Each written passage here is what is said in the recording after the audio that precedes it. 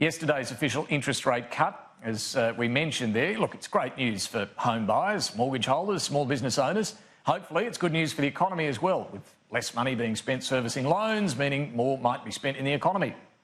Mind you, only one of the big four banks is passing the entire rate cut on. ANZ moved very quickly yesterday to announce it will cut its standard variable rate by the full 0.25%. It was heavily criticised last month for not doing that. The other big banks, though, well, they're only passing on part of it, 0.2% or less, as you can see. The National Australia Bank, 0.19, Commonwealth Bank, 0.19, Westpac, 0.2. So the ANZ, the only one passing through the full rate cut. But this record low interest rate also means record low returns for savers, particularly retirees, trying to live off their savings. This latest cut makes it even harder for those on the part pension in particular, who are deemed by the government to be earning more from their investments than they actually are. This is what's known as the deeming rate. Here's a quick explanation. The deeming rate, well, it was last changed about 4 years ago in 2015. Since then, it's remained at 3.25%, as you can see. 2015, the deeming rate was set at 3.25%. 2019, it remains at 3.25%, even though the official interest rate has come down from 2.25% down to 1%, where the official cash rate is now. So retirees who have assets more than $51,000 are deemed by the government to be earning that interest rate, 3.25% on their investments. This obviously affects how their pension tapers off. The more you are deemed to be earning, the less you will receive from the government in the pension. If you have assets less than $51,000, the deeming rate is 1.75%. But this is the one that's attracting most interest right now, 3.25%. Are retirees earning anything like that, anything like they're deemed to be earning by the government? Well, here's a look at the best term deposit rates we could find today from a look at all the big four banks. None of them even come close to the 3.25% deeming rate. Have a look. ANZ, you can get 2.1% for a 4-month term deposit. Commonwealth Bank, 2.2% for 5 months. There's a bit better there that's announced yesterday, 2.3% if you're a pensioner. And the National Australia Bank, just over 2% for 4 months. Westpac, 2% for 3 months. But as I say, the deeming rate sits at 3.25%. So what does this mean? These pensioners are being forced to get by with less, and they obviously have to cut their costs as a result. Seniors groups point out this affects a lot more retirees than Labor's franking credit changes ever would have. That big debate during the election campaign. When it comes to part pensioners, there are more than 600,000 retirees on the part pension, and they want the government to do something about it. Problem is, changing the deeming rate and therefore paying pensioners more, it's an expensive exercise. Labor didn't promise to change that necessarily during the election campaign, but it is now calling on the government to act urgently. Shadow Minister for Families and Social Services is Linda Burney, and she joins me now. Thank you very much for your time. Thank you, David. This afternoon. So what exactly are you calling on the government to do with the deeming rate? Well, before that, I'm so glad that you've explained what the deeming rates are and how they apply to people. The figure of 600,000, it's about 627,000 is the best number that we can come up with. Number of people who that will be that are on part pensions that are very much affected by this. What Labor is saying to the government, you have refused to move on this for a very long time. 4 years. And they say, oh, well, it's under constant review. It's not under constant review because it hasn't changed.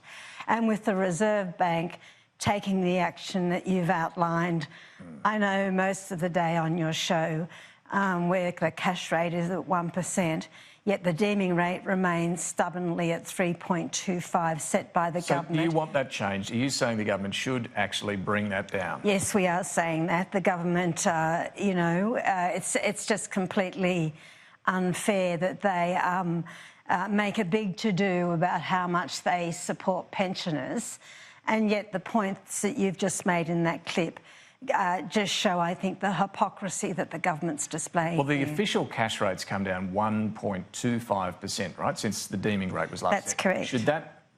Should that be the reduction we also see in the deeming rate now? Should it come down to down 1.25%, which would bring it down to 2%? I don't have in my mind a particular figure. What we do know is fundamentally what's going on is the government is making a lot of money off pensioners by denying them an adequate or a fair deeming rate, and therefore setting their part pension according to the government's deeming rate. But it's easy to say they should do something. It's more difficult to say how much they should move it, because it does cost billions of dollars once you start doing this. It is expensive, but think about it in another way. Think about how much the government over the last 6 years has saved because of an unfair deeming rate. That's the way I prefer to look at it. Do you know? What are we talking about there? How much has the government been able to save? Well, the government saved millions and millions of dollars. I don't have at my fingertips exactly how much. That's something that we're clearly looking at. But it's not just about what I know. It's not just about what the government know. It is about what pensioners that are affected by this understand. The word deeming rates and the issues that I'm very pleased to say, are raising would be news to a lot of people. But let me assure you, pensioners that are not able to heat their homes adequately... They watch every dollar. They watch every single dollar. They've worked all their lives, they're careful with their money, and they understand how unfair this is, and they've been contacting me about it. And there would presumably be some economic stimulus through this if you're going to spend that money. Absolutely. I mean, people, as you know, that are on low wages, and certainly what the Reserve Bank is saying is that we've done all the heavy lifting. It's up to government policy to do some of that as well. Why didn't Labor actually promised to do something on this during the election campaign? You had billions of dollars at your disposal through all the other tax increases. Why wasn't Labor willing to say, we'll do something about the deeming rate? Well, I did say something about the deeming rate through the election campaign. I also spoke extensively about a number of issues. Was there a commitment to change it, to lower it? There was not a commitment to lower it, but there was certainly a commitment to look at it. And what we're saying now is that it's okay to say, well, you know, Labor lost the election, we're in opposition. It is now the government's responsibility, fairly and squarely, particularly with what's happened, David, over the last 2 months, with the Reserve Bank lowering interest rates by two cuts in 2 months, which is now, as you have said, at historic lows, 1%.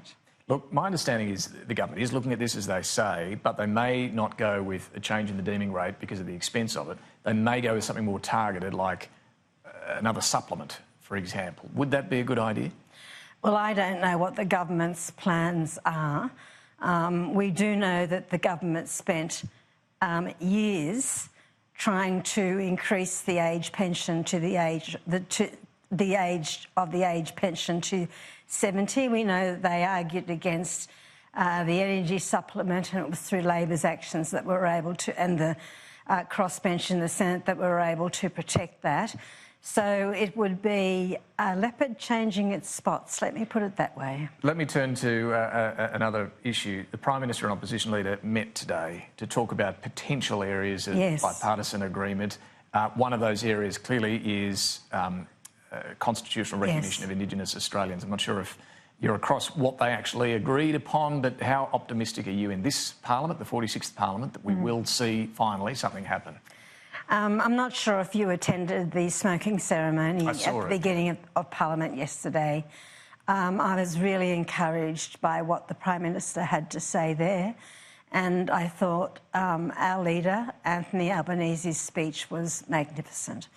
We are clearly, and I mean we by the Labor Party, clearly continues to embrace the Uluru Statement, and I know that you know exactly what that's about. With the Governor-General's speech yesterday, he talked about the government pursuing constitutional recognition as Labor is.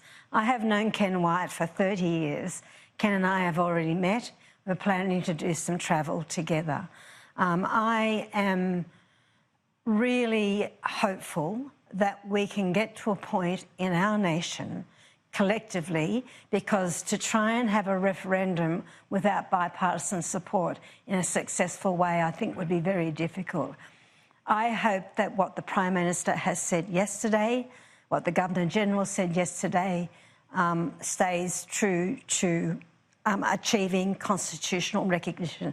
It is certainly the position of the Labor Party to work collaboratively I mean, we're talking about, and I know I don't need to say this to you, but we're talking about the most marginalised people, the most hospitalised, the most jailed, the early deaths, the intergenerational trauma. But the resistance there has to be a breakthrough. The resistance to this is always that why should there be special treatment for a certain cohort of Australians because of their race? I have heard that argument time and time again, and I simply say that you show me another group of people in Australia that suffer the social disadvantages that First People suffer, and I'll think about that argument. But the other thing is, this is just not about Aboriginal people. This is about all of us as a nation. This is about us coming to understand that we all celebrate in the oldest continuous surviving culture on the planet. And that should be entrenched in our constitution, and having an Aboriginal voice, which is an advisory body to government, can only be a good thing. And I'm intrigued by what you've said there about travelling with the Minister Ken Wyatt, working with him to keep this on a bipartisan track. Can you just explain what that might involve? Will you be going around different communities trying to progress a bit more meat on the bones of what this advisory body might look like? Sure. I want to put on record very firmly that bipartisanship is not a race to the bottom. Bipartisanship, for me, is aiming as high as we possibly can. Because this has been the fear of some, like Noel Pearson and others, that the pursuit of bipartisanship might not necessarily give the best out. Well, often, and I've seen it myself over the years, not just in my political career, that bipartisanship is what you can both agree on, and sometimes that's not very much. But I don't want that to be the case here. Ken and I have met. Like I said, I've known him for 30 years, and I know that both the Prime Minister and the leader of the Labor Party, Ken and I and others, want us to get the best outcomes we can. We want to make sure that those closing the gap targets that are so stubborn are actually starting to move. Can I just ask you finally, it's been a day of remembering Bob Hawke here at Parliament House, and of course you played a significant role in the memorial service at the Opera House. Just a reflection from you today about what Parliament's been doing and the tribute that it's shown by suspending all other business today. I think the Parliament has acted magnificently today, and it is one of those moments, David, where bipartisanship has not been a race to the bottom at all.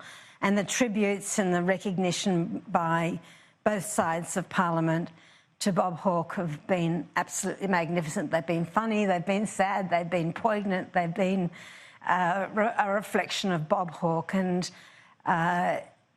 it is absolutely appropriate that this Parliament pause for a day and remember a man that walked tall.